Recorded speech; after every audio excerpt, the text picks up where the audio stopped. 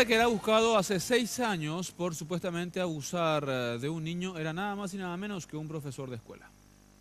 Se trata de Rubén Quiñones, de 39 años. El hombre es buscado por un hecho registrado en el 2011, cuando supuestamente abusó sexualmente de un joven de 11 años.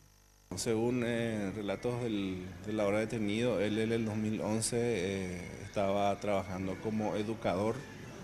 Organizaron un retiro en la ciudad de Piribebuy en el 2011. En dicho lugar habría supuestamente abusado de dicho menor. El hombre continuaba trabajando como educador, a pesar de cargar con una orden de captura.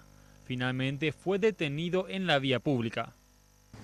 Ya desde hace un buen tiempo se tienen rastros e informaciones sobre dónde estaría esta persona, pero finalmente el día de hoy pudo ser detenido en la vía pública. Esto es lo que decían más temprano también los oficiales aquí del Departamento de Investigación de Delitos.